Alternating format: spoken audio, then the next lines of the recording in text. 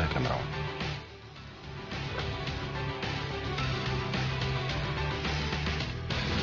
नमस्कार, आवाज पर हम ये खास पेशकश आपके लिए लेकर के आए हैं, काला अक्षर, द ग्रेट एजुकेशन क्राइसिस। हमें गर्व है कि हमारे देश के बिजनेसमैन दुनिया के सबसे अमीर लोगों की लिस्ट में हैं। हमें इस बात का भी फक्र है कि हमारे देश के जो वैज्ञानिक हैं नासा में काम करते हैं। हमें गर्व है कि हमारे देश के इंजीनियर और डॉक्टर दुनिया भर में फैले हुए हैं। लेकिन हम इस बात में, इस भुलावे में क्या रह सकते हैं कि हमारे देश में शिक्षा का स्तर इस वक्त एक गंभीर संकट से गुजर रहा है। सच तो यह है कि हमारे देश के बच्चे शिक्षा के मामले में दुनिया भर के देशों से पीछे हैं। शिक्षा पर सरकार लगभग 1.5 लाख करोड़ रुपए हर साल खर्च करती है। सवाल ये है कि ये सारा पैसा जा कहां रहा है, क्योंकि देश के बच्चों के लिए पढ़ाई तो अभी भी काला अक्षर ही है। ये संकट काफी बड़ा है और आज इस मुद्दे को जोरदार तरीके से उठाना चाहते हैं ताकि सरकार अपनी शिक्षा की नीति को ऊपर से नीचे तक बदलने पर सोचना शुरू करे। काला अक्षर द ग्रेट एजुकेशन क्राइसिस के इस 4 घंटे के आयोजन के दौरान हम इस मुद्दे पर पॉलिसी मेकर्स और शिक्षा के क्षेत्र में काम कर रहे एक्सपर्ट से बारीकी से बात करेंगे और जानेंगे कि इस संकट से बाहर निकालने का रास्ता क्या है। लेकिन पहले देख लेते हैं शिक्षा की जमीनी हकीकत।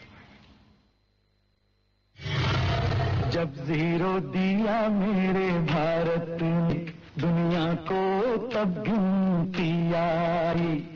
दुनिया को गिनती भले ही हमने सिखाई हो, लेकिन आज हम अपनी आने वाली पीढ़ी को ना तो गिनती सिखा पा रहे हैं, न विज्ञान और न भाषा। उत्तर प्रदेश हमारे देश का सबसे बड़ा राज्य है। ऐतिहासिक तौर पर तो उत्तर प्रदेश कला और पढ़ाई दोनों का गढ़ रहा है, लेकिन यहाँ के आज की जमीनी हालत कुछ ऐसी है। ये है मेरठ में इचौली इलाके के नया गांव का प्राथमिक विद्यालय। यहाँ हम सर्व शिक्षा अभियान की दुर्दशा देख सकते हैं। इस स्कूल को देखकर यकीन करना मुश्किल है कि यहाँ पढ़ाई भी कराई जाती होगी। चलते हैं बिहार, जहाँ 40% लोग आज भी पढ़ लिख नहीं सकते। 4 गुना 1 कितना होगा? 5। 3 गुना 5 कितना होगा? 8। 3 गुना 3 कितना होगा? 3। ये बच्चे हैं बिहार की राजधानी पटना से सिर्फ 30 किलोमीटर दूर फुलवारी गांव के कोरजी मोहम्मदपुर मिडिल स्कूल के। अगर ये बच्चे सवालों के जवाब नहीं दे पा रहे हैं तो इसमें इनकी नहीं, शिक्षा को लेकर सरकारी सोच और नीतियों की गलती है। बिहार के पड़ोसी राज्य झारखंड का हाल भी कमोबेश ऐसा ही है। ये है रांची का लाल गुटवा मध्य विद्यालय। इस स्कूल समेत कई स्कूलों में मिड डे मील योजना शुरू होने के बाद बच्चों की तादाद तो बढ़ी, लेकिन पढ़ाई की सुध लेने वाला कोई नहीं है। और तो और यहाँ कई स्कूलों में पैसे की कमी की वजह से मिड डे मील स्कीम भी बंद पड़ी है। अब देखिए देश के एक समृद्ध माने जाने वाले राज्य पंजाब के स्कूलों का हाल। लुधियाना के करीब शेरपुर एरिया के गवर्नमेंट स्कूल में 400 से ज्यादा बच्चे अलग अलग कक्षाओं में पढ़ते हैं, लेकिन बच्चों के बैठने के लिए ना डेस्क है और ना उन्हें पढ़ाने के लिए टीचर। ये स्कूल केवल 2 टीचरों पर चल रहा है और 400 बच्चों को 2 टीचर कितना और क्या पढ़ा पाएंगे, ये आप सोच ही सकते हैं। पिछले कुछ दिनों में कुछ ऐसी रिपोर्ट्स और सर्वे सामने आए हैं जिन्होंने देश की शिक्षा व्यवस्था की पोल खोल दी। सबसे पहले आई OECD PISA यानी कि program for international student assessment की रिपोर्ट। ये 74 देशों में स्कूलों की रैंकिंग का एक ऐसा सिस्टम है जिसे दुनिया भर के देश गोल्ड स्टैंडर्ड मानते हैं। भारत में इसके नतीजे नींद उड़ाने वाले रहे। भारत PISA रैंकिंग में 73वें पायदान पर रहा, यानी सिर्फ किर्गिस्तान के आगे। इसमें रीडिंग, मैथ और साइंस की समझ देखी गई। इसके बाद आया प्रथम का सर्वे जो देश भर के ग्रामीण इलाकों के स्कूलों में किया गया। सबसे बड़ी बात जो सामने आई वो ये कि 5वीं क्लास के सिर्फ 52% बच्चे दूसरी क्लास की किताब नहीं पढ़ सकते और तीसरी क्लास में सिर्फ 29% बच्चों को गणित की सही जानकारी है। EIQES का सर्वे जो देश भर के टॉप शहरी स्कूलों की स्टडी है, इसमें यह पता लगा कि 4th क्लास के बच्चों का गणित, विज्ञान, रीडिंग में परफॉर्मेंस अंतर्राष्ट्रीय एवरेज से कम है। बच्चा स्कूल में 60% वक्त में सिर्फ पढ़ाई कर रहा है और हमारे यहाँ पर ज्यादातर रट्टा लगाने पर ज्यादा जोर दिया जाता है।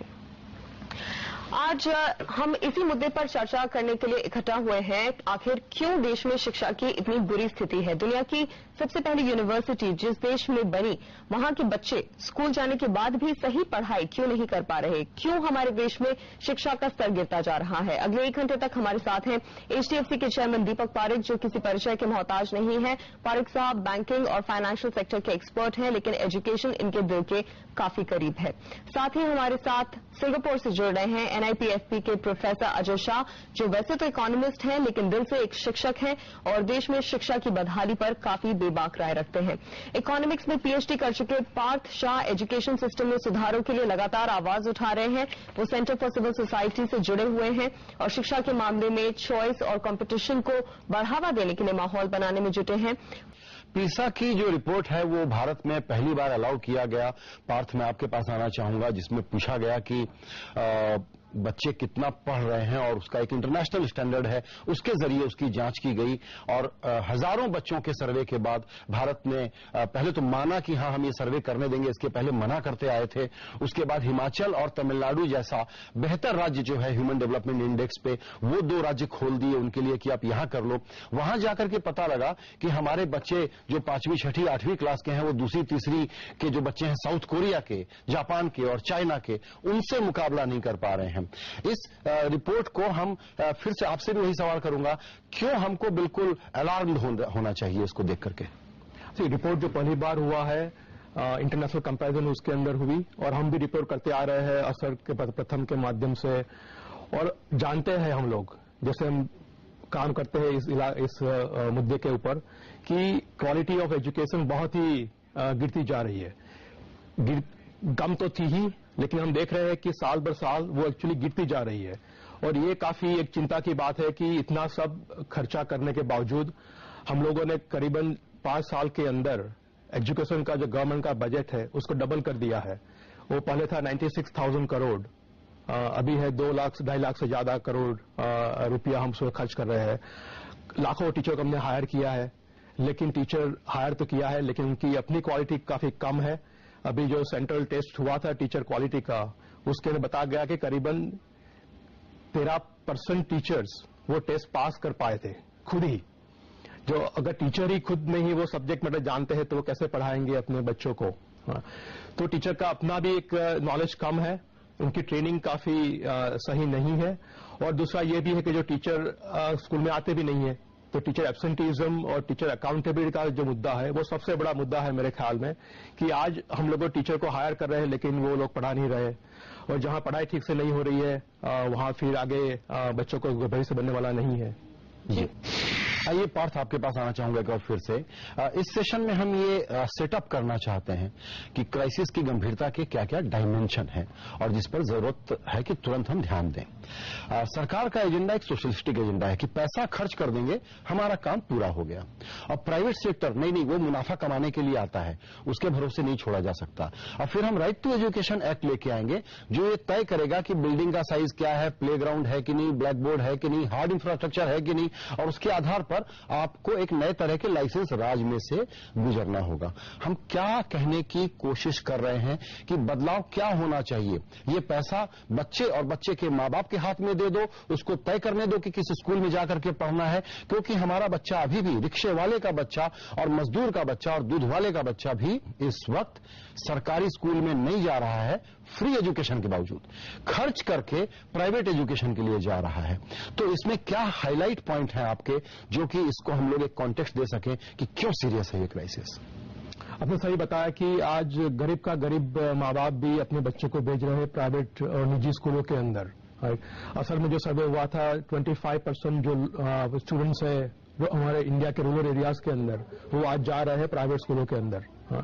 उसके ऊपर हमारा पूरा एक ट्यूशन का एक माहौल बन चुका है। जो बच्चे सरकारी स्कूल में जाते हैं वो भी शाम को जाते हैं प्राइवेट कोचिंग क्लासेस और ट्यूशन क्लासेस के अंदर। तो अगर आप देखेंगे प्राइवेट सेक्टर का जो रोल बन चुका है आज देश के अंदर, वो दुनिया में सबसे ज्यादा है। और इसके बावजूद भी हमने जो रेगुलेटरी सिस्टम बनाई है वो ऐसा मानती है कि प्राइवेट सेक्टर होना ही नहीं चाहिए। सो लाइसेंस राज जो हमने खड़ा कर अब आज भी खड़ के रखा हुआ है, जैसे हमने इंडस्ट्री में बनाया था पहले 1991 के पहले, तो लाइसेंस राज का हमने जो स्टडी किया था दिल्ली के अंदर कि करीबन 15 से 35 अलग अलग प्रकार के लाइसेंस और परमिट्स और डॉक्यूमेंट्स आपको बनाने पड़ते हैं एक स्कूल खोलने के लिए। अगर आप आज रिफाइनरी खोलना चाहते हैं तो उसके लिए लाइसेंस नहीं चाहिए आपको। अगर आप एक स्कूल खोलना चाहते हैं तो उसके लिए एक बड़ा सीरीज ऑफ लाइसेंसेज आपको लेना पड़ते हैं। तकरीबन 35 लाइसेंस 35 लेने पड़ते हैं। क्या कंसर्न हमको मौजूदा पॉलिसी मेकर्स बताते हैं और एजुकेशन इस्टेब्लिशमेंट को हम क्या समझाएं कि यही सिस्टम अच्छा है कि बच्चे और पेरेंट के हाथ में पैसा दे दीजिए, वो तय करें कि कहां पढ़ाएं? मेरे ख्याल में आई थिंक वो एक रास्ता है, वो काफी ट्राई भी हम कर चुके हैं। हम भी दिल्ली में एक प्रोग्राम स्कूल वाउचर का चलाते हैं और उसमें देखा है हम लोगों ने कि जहां जिन बच्चों को वाउचर मिला है और वाउचर के माध्यम से जो निजी स्कूलों में जा रहे हैं उनकी पढ़ाई भी अच्छी हो रही है, उनका अपना भी माहौल काफी चेंज हो रहा है। वो समझते हैं कि पढ़ाई से हमें भविष्य में आगे जाने का फायदा मिलेगा। तो मेरा ख्याल है कि स्कूल वाउचर का जो आइडिया बताया अजय जी ने, वो एक बड़े माहौल पे उसको इम्प्लीमेंट करना चाहिए देश के अंदर।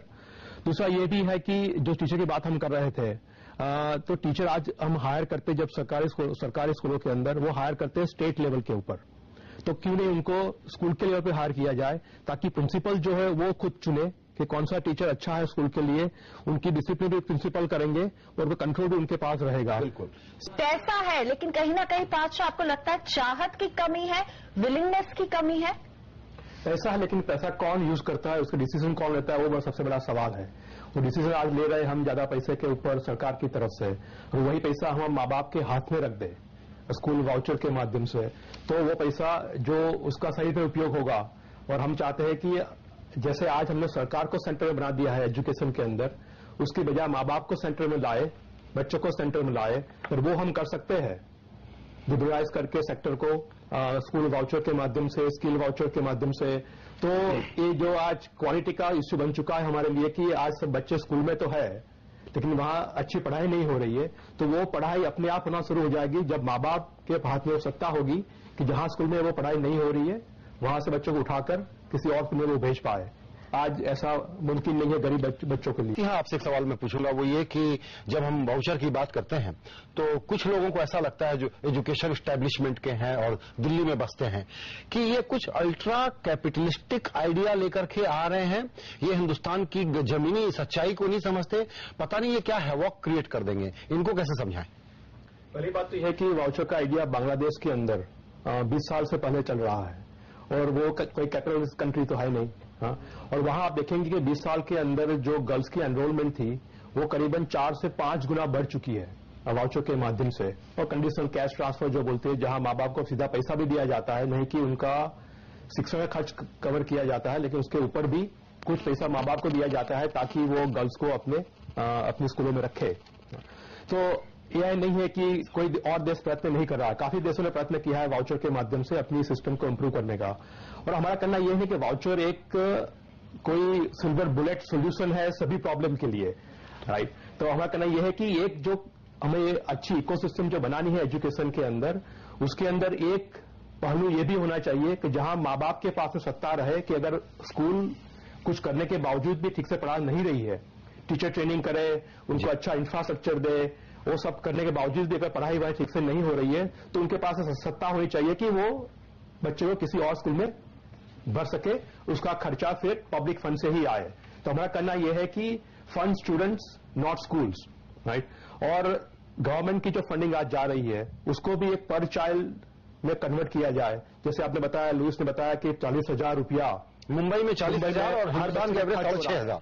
और वही पैसा आप समझिए कि पैसा आज माँ बाप के हाथ में दिया जाता है वाउचर के माध्यम से, तो काफी अच्छी पढ़ाई अपने आप ढूंढ पाते थे वो लोग। पेरेंट्स के पास समय नहीं है लेकिन पैसा जरूर है, क्योंकि एक बहुत ही चौंकाने वाले फिगर है कि 27,000 करोड़ रुपया भारतीय छात्र विदेश जाकर पढ़ाई में खर्च कर रहे हैं। पातशाह, ये फिगर आपको कितने चौंकाने वाले लगते हैं? 27,000 करोड़ हर साल भारतीय स्टूडेंट बाहर जाने में खर्च कर रहा है। अगर आप समझे कि ये जो फिगर बताई आपने वो गवर्नमेंट ऑफ इंडिया के हायर एजुकेशन के बजट से 2 गुना है, तो हम पूरे देश में जो खर्चा करते हैं हायर एजुकेशन के अंदर उससे 2 गुना पैसा हमारे विद्यार्थी जो प्रदेश जाते हैं वो अपने आप खर्च करते हैं। तो वही पैसा अगर हम यहाँ उसको इन्वेस्ट कर सकते थे, अगर हमने यहाँ कैपेसिटी बढ़ाई होती तो वो लोग यहाँ पढ़ते, अगर हमने उनको हार्वर्ड और येल को यहाँ आने दिया होता, आने देते हमारे जो यूनिवर्सिटी बन गए उसके अंदर, तो वो पैसा यही खर्च होता। दोनों फायदा होता, हमें भी फायदा होता कि और स्टूडेंट भी वहां जा सकते थे जिनके पास इतना पैसा नहीं है कि वो बिल्कुल बाहर जाके पढ़ सके, तो वो यहाँ के हार्वर्ड और येल के अंदर पढ़ सकते थे। पार्थ, इसी से जुड़ा हुआ दूसरा सवाल हम जो अभी चर्चा कर रहे थे कि हायर एजुकेशन में सब्सिडी का बिल्कुल जो गोरख धंधा, एक मिसप्लेस्ड सा धंधा चलता है, वो क्या समझाइए? क्या हो रहा है कि आप समझिए कि एक बच्चा जा रहा है डीपीएस के अंदर, वो पढ़ रहा है 12 साल तक वहां पर, क्लास 12 तक, और वहां वो फी दे रहा है करीबन 2-3-4 लाख रुपया हर सालाना। वही बच्चा जब सेंट स्टीफन में जाता है, कॉलेज में जाता है, तब वो उसकी फीस जाती थी 1200 रुपया। राइट, तो बच्चे के पास कैपेसिटी है, फैमिली के पास कैपेसिटी है कि वो ज्यादा भी पैसा पे कर सकती है, तो फिर हम उनको क्यों सब्सिडाइज कर रहे हैं?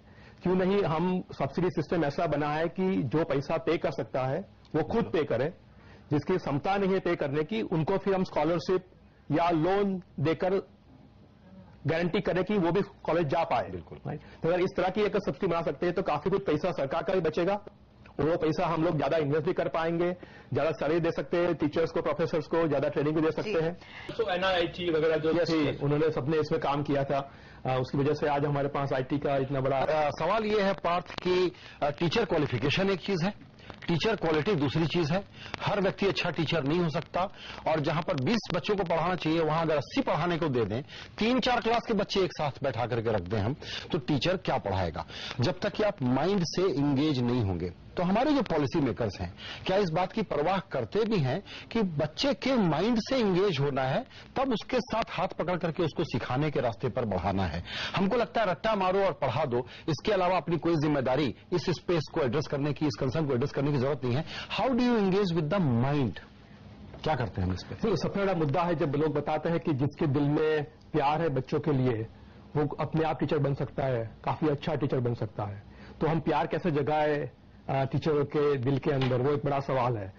और उसके लिए मेरा मानना 2 चीजें हैं मेरी माननी, कि एक तो यह है कि जो हमने गवर्नमेंट एजुकेशन के सिस्टम जो बनाई है टीचर हायरिंग की, उसको हम हायर करते हैं स्टेट लेवल के ऊपर, और फिर वहां से उनको पोस्टिंग देते हैं कि अलग अलग इलाकों के अंदर, अलग अलग स्कूलों के अंदर। तो टीचर काफी दूर रहते हैं अपने घरों से, तो जाना नहीं चाहते वो स्कूल के अंदर हर रोज। तो इस वजह से टीचर एब्सेंटीज्म की जो बात की थी, अकाउंटेबिलिटी जो हमने बात की थी, वो एक बड़ा मुद्दा बन चुका है। तो हम इस मुद्दे कैसे हल करें? तो सीधा रास्ता मुझे लगता है ये है कि हम स्कूल के मानिए पर टीचर को हायर करें, नहीं कि स्टेट के लेवल के पर। अगर स्कूल के लेवल हायर करेंगे तो अपने आप वो टीचर लोकल इलाके का होगा, वो स्कूल में आएगा। उसके बाद शायद माँ बाप की थोड़ी दबाव भी रहेगी कि आप मेरे बच्चों को पढ़ाने नहीं जाते हैं, हम हमारे गांव के रहने वाले हैं। बिल्कुल, ऑटोनॉमी और अकाउंटेबिलिटी साथ साथ चले, और इस तरीके से डिसेंट्रलाइज होना कि सब कुछ सेंट्रलाइज तरीके से चले। थोड़ा इंसेंटिव दिया जाए, तो परफॉर्मेंस के हिसाब से उनको पेमेंट दिया जाए। ऐसा ना हो कि आप पढ़ाते हैं और मैं नहीं पढ़ाता, लेकिन दोनों की तनख्वाहें, प्रमोशन फिक्स और लगातार मिलते रहेगा।